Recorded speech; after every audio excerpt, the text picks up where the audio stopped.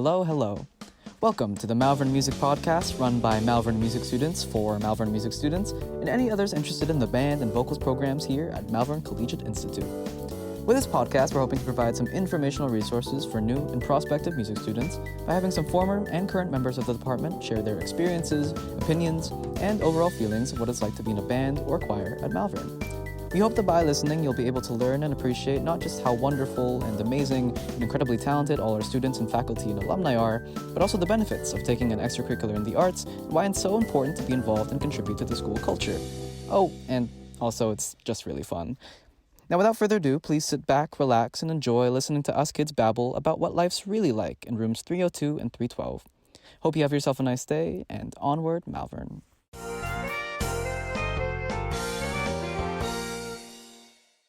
So with me today for the first ever Malvern Music Podcast episode, we have Chance and Georgia. Please welcome. Hi. Tell us a bit about yourselves, guys. I guess. I'll go first. I joined band in grade 9 beginner band so I could get my art credit out of the way. And then I quickly found out I love music, and I've been involved in music at Malvern ever since. Georgia? Wow, that was so good, Chance. What? Wow, almost like you've done this before. I'm Georgia. Yep. And I've started with grade 9 advanced band and vocals. And then I've been with it ever since. Yeah. That's kind of it. I don't know. What else do I say? Chance? Don't swing it back to me. It's just a Chance and Georgia show. Oh, I love it. What sort of programs are you guys involved in at the moment? I am involved in repertoire, grade 11 band, and music council. I'm in girls choir, jazz choir, concert choir, marching band. I guess that's called repertoire, right? Yeah. And vocals class, does that count? Sure. Yeah. Oh, music council. Oh my God. And music council, yes. What are you involved in? Oh, well, I'm involved in a lot of things, actually. A lot of the band programs that involve repertoire, so that is our marching band program. The jazz program, senior dance band. And there's usually also a junior dance band, but in quarantine, we couldn't really get that up and running.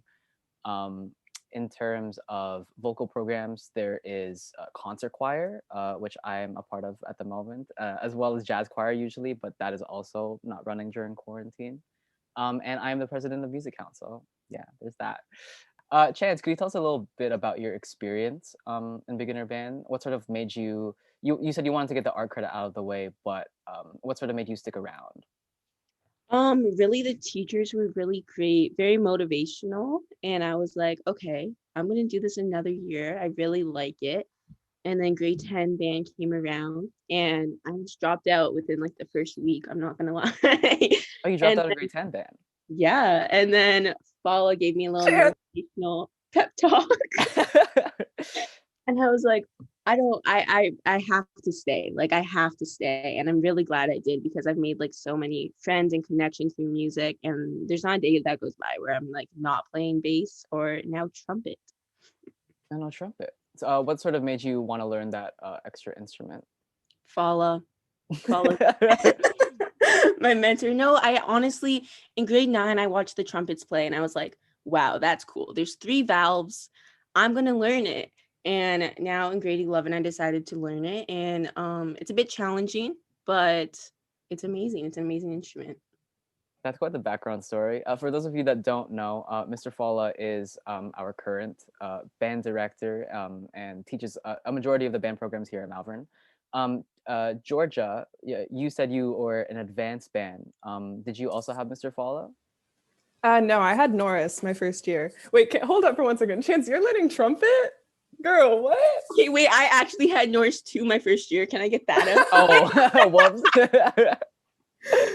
Okay, so for those of you that don't know, Miss Norris she does a good chunk of the junior band programs from grade 9 and grade 10, along with a majority, if not all, if all of the vocals programs here at Malvern.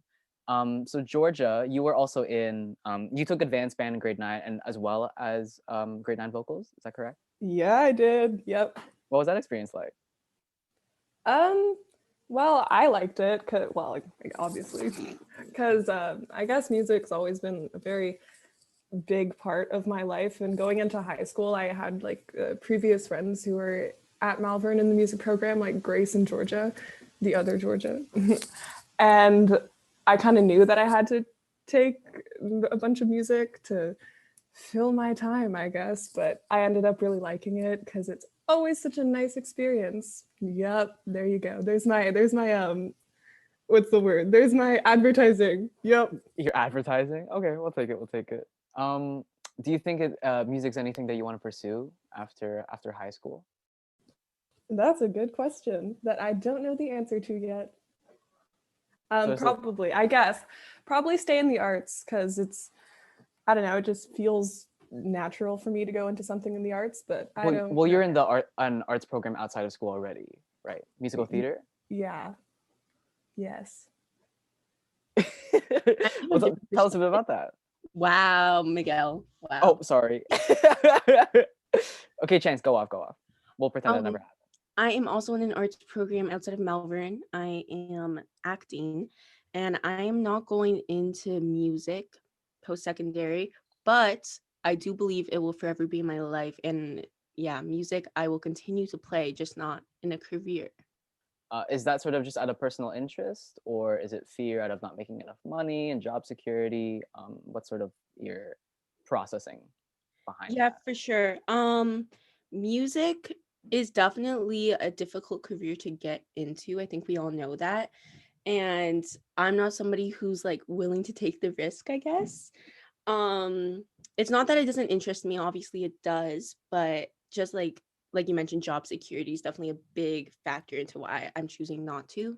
Well, Chance's point about sort of a financial getting hard, it's like hard to get into the music industry, I guess, which is definitely a thing that a lot of people, I guess, struggle with, or not struggle. It's a barrier for them going into a musical careers. So in that sense, like I agree, and I probably wouldn't, but I also can't see myself doing something that doesn't have any sort of arts relation to it. I don't know. That's just me. So I would take that risk, question mark. Oh, in an arts relation. So you're sort of talking about how like careers and industries sort of collide, but not necessarily like entirely committed to that like musical theater background that you're from. Well, yeah, it doesn't, I don't think I'm going to be in musical theater my whole life, right? Okay. But I don't know. I think staying, ooh, what was that? sorry there. But it is a viable option, do you think, as a career? Or Sure. I don't know. that also brings up a good point that there's so many career options that you can go to from just music, like behind the scenes and actually playing. Yeah, I don't think it's just limited to being a stage performer or being someone who plays an instrument all the time. There's so many different things that you can do in a musical career, an arts career. wow, that's crazy. Oh yeah, because I was looking into a life science program actually. I'm in grade 12 and I'm applying to a couple universities at the moment. And so there's a life science program with a degree in music cognition, which is sort of studies about how the process of performers and how they perform on stage, and how that relates sort of to an anatomical and biological aspect. And there's a lot of interesting like clinical studies that are taking place at the moment. And so that's sort of like one of the outlets for music that aren't necessarily directly related to the arts. I think all of us here are actually looking to go into perhaps science careers of some sort, in some capacity. And so that's definitely a viable option if you're interested. Even apps at Malvern, if you decide to take apps, they talk about music and how it's really programmed into our brains from our ancestors. A little apps lesson. Can you tell us a little more about that? I didn't take apps personally, but I was Wow, but you're suggesting people can take apps. I have too many sciences. Okay. Of course.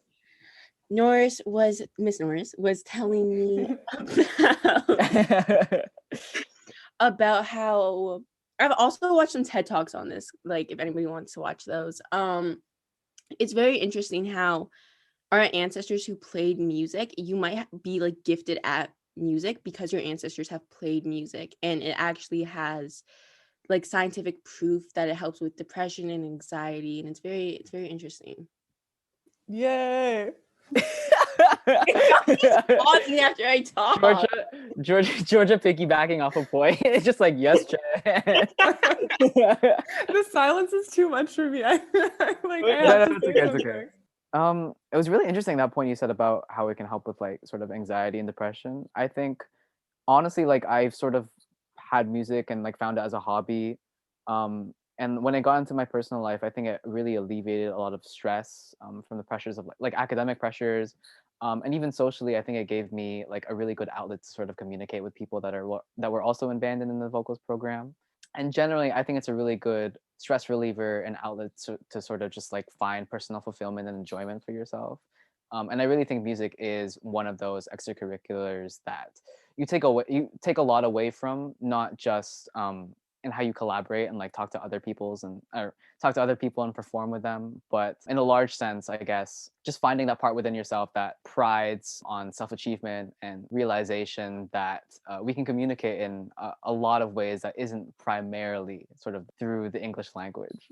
No, but I do think you brought up a good point that music really is therapy for a lot of people. And I know, like me personally, when I joined marching band, that time where I'm practicing and rehearsing, I'm only thinking about music and I don't have any stress from like my other classes. Yeah, because you're so like put into the moment that like it's hard to like think about other things. And it really encourages you to like focus on the present and like be there just to either perform or practice. Yeah. Especially during times like this, right? In quarantine, having these music programs and different things that you can do to sort of separate yourself from all of the stress that's going on in the world. You know, you have like marching band practices on Mondays, so that's one thing to do. And then there's, I don't know, you can join concert choir, and that's another thing. That are all ways to escape from the world right now. That is true. And like a massive thank you to Miss Norris and Mr. Fala who continue to put up these programs during quarantine. It's definitely takes a lot of work, and I think we're very thankful for it. Oh my God, yeah. Wait, also shout out to girls choir. Sorry. No, it's fine. Yeah, how does sort of quarantine affected how much you guys are playing music or being involved in the music program? I think I was actually playing more at the beginning of quarantine than now. Like, I think it was definitely a way for me to practice a lot more and get better. I definitely made progress on the bass. But at the same time, like, I feel like a lot of the time you feel unmotivated to play or to practice because you're just stuck in your house. Yeah, I was gonna ask actually, like, where did you find that motivation?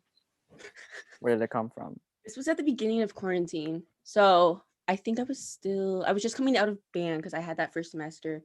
Oh, so you really just had nothing to do. Literally. But now that we have the online music running, that I do find myself lacking motivation sometimes, but I do feel like that's pretty normal and we have to cut some people some slack during quarantine. All right, that's true. I think it's hard to find motivation for a lot of things. But I found it really difficult to sort of like try to learn new pieces.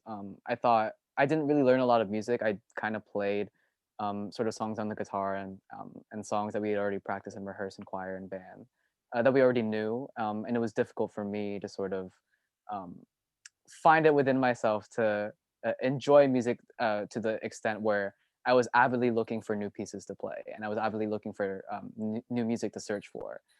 So I guess where does that or motivation come in the sense that how do you damn it, the wording it's so hard. Can we just say Miguel's out here posting covers on his Instagram, but he's saying he's lacking motivation? But no. Jordan, what about you? Well, I guess I kind of have to do it because I don't know, because I'm in a position of leadership, right? Girls choir, I kind of have to be creating all the time and getting stuff ready for them. So that also helps me get motivated for other musical things like band or whatever. because I kind of have this idea that I have to do it for other people's benefits, you know? Like a sense of urgency almost. Yeah, that I have other people relying on me, so I have to. That sounds so bad. Yeah, kind No, of. it makes sense though, because yeah, like being in a leadership position, like you're constantly expected almost to prepare that new music, and Yeah. essentially like you're doing what Miss Norris and Mr. Follett do, right? Oh, Not to their diminish their role. degree, but Whoops. yeah. I guess Another thing though I want to say, since we all have to send in videos all the time, that's another reason that I'm motivated to practice or whatever, because you can definitely tell mistakes more in video. So we do have to we do have to make a lot of more recording. yeah, we record all the time. Yeah, so we have one of our video editors uses Final Cut Pro, I believe, and we use a lot of Soundtrap, which is sort of the software provided by Spotify to record a lot of the vocal performances and vocal pieces. And so it's weird, like that new technology sort of on the fly. I was in vocals when quarantine started, and these as assignments sort of rolled out, there was, I guess, an underlying expectation that we had to be I guess technologically advanced, and it was weird to sort of become used to sort of so many sort of so many platforms that we use today in order to record. I did a lot more Zoom and Google Meeting calls, a lot more recording online, but especially it was really helpful to record online because I found that even if you made mistakes, you were able to go back and re-record essentially to send in a better final product. And I think that was a lot. That in terms of a vocal assignment, it was a lot easier for me. Georgia, can we just say that Georgia tried to play flute music? What happened? No, Jan, stop. Wait. Okay, the first marching band rehearsal, I had no clue what was going on, and I was trying to find the music. So I was scrolling through, but I didn't realize there was different music for each instrument. So I just kept reading the flute music the whole time. And I was like, I can't play this high. And I kept complaining to Chance, and I was like, girl, I can't do this. I don't know how to play these high notes. And she was like, Georgia, you're looking at the flute part. And I was like, oh my God. Wait, did it like sound out did it sound out of key when you tried playing it, or you just didn't play it at all? I literally couldn't play it. I didn't even know where to start. You really said, yeah, no effort. I was just so confused because I wasn't reading what part each sheet of music was for. Like didn't notice that it was a flute part, so I just assumed it was first clarinet, and I was like, Isabel's doing this, not me. But like, yeah, like marching band's chaotic. That brings up a point. Like I'm literally like, when we're in rehearsal, I'm like on my laptop, like looking at like Fala playing, and then I'm looking at my music, and then I'm like on music, like online to like rehearse. It's a lot. Yeah, it's super surreal because like I well, everyone in band sort of has like a fear of like turning their camera on, so like it's really just it's really just like looking at Fala and looking at your sheet music and looking or like playing your instrument. Is definitely I don't think I'll ever get used to it, to be honest. Like it's definitely still weird for me when we do have rehearsals. What's been your favorite memory of being in Malvern's music department? We can start with Georgia. You did not just put me first. But no. I did. Okay, my favorite memory. Mm-hmm. Well, it's kind of hard to choose just one. I get. Oh, that sounds okay. Wow, so sentimental. Okay, actually, no. I know what this is music-wise. My favorite memory was the first jazz choir performance that I was in, and it was at this church by Malvern. And I just remember we were all singing together, and the acoustics in the room were so good, and it literally just sounded. It was just so amazing. And I remember thinking like, how professional this choir sounded, because it's a big jump from hearing a grade 8 choir in like elementary school to high school choir, and everyone was so good. And that's my favorite memory. There you go. What was the jump like in terms of like the material or the quality of like singing, or just like the audience that we were performing in front of? Well, when my elementary school choirs, they didn't do really harmony all that much. You know, it's kind I of see, I like see. unison, maybe add a third above here and there or something, but Oh, so you were otherwise the wasn't really pro that much. just like you knew all of this beforehand. You're like, this is No. kind of beginner for me, just saying.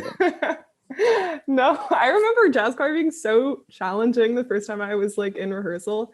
I was sitting there and everyone was moving so fast, and the harmonies, or at least for alto, wasn't really that easy because it Hmm. usually is right in the middle, really crunchy, so it's kind of hard to hear your note, you know. So I was like, oh, this is difficult. And I remember asking Georgia Valentine for help all the time, and Allie. Oh my god, it was so bad. Sorry, don't leave that in. We were so good. Yeah. Chance, what about you? I think I'm gonna go on the same route as performances. My grade 9 performance was a disaster. But I loved As it. most grade 9 performances are, I have to say. I was on stage. This is like also the first time I like really talked to Georgia. I was on stage, and before we went on, I was looking at the one other bassist, and neither of us had music. And we get on stage hoping, I don't know, maybe there's music there. No. So I talked to Miss Norris on stage. She has to stall the crowd as I sprint up to the third floor Oh music wow. room. And I was like asking Georgia, I was like, do you know where Miss Norris's music is? Like, I have 3 binders. I need to get them right now. I'm on stage currently. And Georgia was like, I have no clue. And luckily I found them, and I came sprinting back, and I got like a round of applause from the crowd. And yeah, we played, but it took like a good 5 minutes. And I assume you were like out of breath at that point after being like track star. Literally, yeah. That's good though. I feel like performances are usually maybe not everybody remembers their first so vividly as a you did, Chance, but in general I think it's a really good way to either to be up there and sort of face a crowd and just like lose yourself in the moment really. I don't really remember what happens during a performance, but like afterwards I think the feeling is like super gratifying. And it makes you um, sort of grateful and thankful for like putting up with all the rehearsals and practices, like even um, like the after hours sort of moments and all that effort that you put in. And finally like making that product and seeing it unfold in front of your eyes, I think is super, super cool. It's super empowering for sure. Like, I know, like, when I'm on stage and I have a break or something, I'm just like, wow, like we did this. Like, it sounds good. Like, it sounds like an actual band, and I'm just like so proud of the whole class. Oh, when we have a break, I'm just like shaking in between. Like, like when we're getting the next song out, I'm like, oh my god, oh my god, oh my god, like it's happening. Georgia, Hi, Georgia. Hi. you have to like performances. You're always performing. Yeah, I do. Wait, Oh my are we god, talking about life is a performance. Do you guys ever get stage fright at all? Yes. Oh, really? Yeah, all the time. Well, like in the moment, I mean, like, or like when does it like sort of, when's the point of like disassociation that happens? Okay, I can take this. Yeah, I go don't for it. usually get stage fright, but grade 10 performance, my amp was somehow on the max volume. And to put that in perspective, that would Oh like wow. blast the whole school. It's so loud. And I had to figure out a way to like play that quietly during the performance. And that was very nerve-wracking. Well, did you not turn it down like afterwards or like during the song? I didn't have a break. Oh, I see, I see, I see. It was very, yeah, and like I would have to stand up. I didn't want to wreck the performance, so it was You just great. gotta adapt to your surroundings, man. Like, Yeah, that's a thing though. Like in music, you're all like always finding yourself like learning new things and having to adapt to new situations. That's what it's I also found. it's also weird because I think it's like you're in a group setting, and so like suddenly, it's very easy to become conscious of like how well that you're doing or like how you stand up and stick out. But I think equally important, and this is sort of the point that gets hammered for us in any like a group ensemble, is that you have to be aware of like how well you blend in with other people, and it's sort of that group collaboration that I really appreciate because it makes you stop thinking so much about like um, sort of like not necessarily like a narcissistic way of how you come off, but in terms of like how it relates to being in a group and being in a section, and a part of an entire like band or choir. And I think that's super cool about music because it puts you together, and you want to play as one essentially. But Georgia, the reason I asked you was because you're involved in like there's like an acting aspect as well, right? To musical theater. And so like, do you ever get self-conscious at all, like while you're on stage and like thinking like how it comes off to an audience? There's some level of like self-consciousness obviously when you're performing, but how in terms, because like you have an acting aspect, like you're not just like singing and playing, or like singing, so, and like because there's like the movement involved, and like you're sort of like putting on a show, I guess. In terms of just music, like singing or playing an instrument, I find that I have less stage fright with that because it's kind of, I don't know, it's been a part of my life for so long. I feel sort of natural almost with it. Like automatic, right? Like you don't have to look for it. Mm-hmm. But there's definitely, especially in choir, I always question, am I being too loud? Because as you said, that idea, you want to make everyone blend, you want to sound like one final piece, one voice altogether, right? And I always, especially with like jazz choir, I wanted to make sure that I wasn't standing out too much, and I want to make sure that what we perform is the best that it can be. So there is always that kind of thought running through my head while I'm performing, but then again, the kind of act of singing or playing kind of brings me back into the moment because it's, I don't know, it's what we do as like musicians or people who love the arts, you know. So, but when it comes to theater, girl, that's a whole other topic. That's for the other podcast. Yeah. That makes sense though. I think it's a lot like public speaking. Like it is a performance, and it really never goes, like you can always rehearse, but when you're in front of an actual audience, with like people watching you and like critiquing like what you're doing, and engaging with you, it's so different than like being in your room and hold up, you're practicing with the sheet music in front of you and there's nobody there. That I guess you try to like play the music as best as you can, but really I find what's best is like you sort of disassociate and take yourself out of it and just enjoy what you're doing. And if you enjoy it, hopefully somebody else enjoys it too. And that's really the way it should be when you're performing music, not to let it get into your head and just vibe. I think you should just vibe. Nice word choice. Thank you. I think a good example of that was the Santa Claus parade we played this year at Wonderland with like 20 stage lights shining right in front of you. Mm-hmm. And I definitely found myself disassociating there, but I was, as Miguel said, vibing, and I just realized that we were kind of all there for the same purpose because we all love music, and I think that's definitely an important thing to like keep in mind when playing. Georgia, am I supposed to add on to that? You got a piggyback, man. Who has access to this? Everyone. What do you mean who? Yeah, like is it on YouTube? It'll be on Spotify and YouTube probably. Yeah, And Apple Music. And Apple Music. Wow. Hashtag not sponsored. Chance, I have to hear whatever music that you're cooking up on the side. I need to. What? You're literally like performing artist. That's not even like, I'm not even like gassing you up or anything. What sort of music are you like? What's your like genre? That's a good question. Do you sing too on the tracks? I do. Oh my god. Chance. Oh, did Georgia not know? Whoops. No. Ooh. Wait, Phil, I want to know what. Little promo, self promo. Yeah, I do record music. I do make my own music, and yeah, it's something I'm pretty passionate about. I love it. I would say the genre would be like maybe like, indie or Wow. I feel like there's definitely some like jazz incorporated in there. I'm not even gonna lie. And you go by your stage name. Is it Just Chance? Just Chance, yeah. Oh, okay. We'll follow Just Chance. No. Oh my god. I'm actually so excited. I really hope you release something soon. Thank you, Miguel. Thank you. I try. Thank you so much, guys, for coming on the podcast. I hope you'll come back. I hope people will listen. Do you want to like shout out yourselves or like shamelessly self-promote anything, social media wise? Yeah, guys. Follow me on Instagram, G. I thought you were gonna be like follow MCI Music, but like fine, I guess it's My okay. new release is coming out soon. Also follow MCI Music. Wow, go stream. Hopefully it'll be up by then. And what about you, Georgia? Follow MCI Girls Choir. Yes, Yeah. there. That's what I'm talking about. Please follow it. Actually, yeah, follow us. Yep.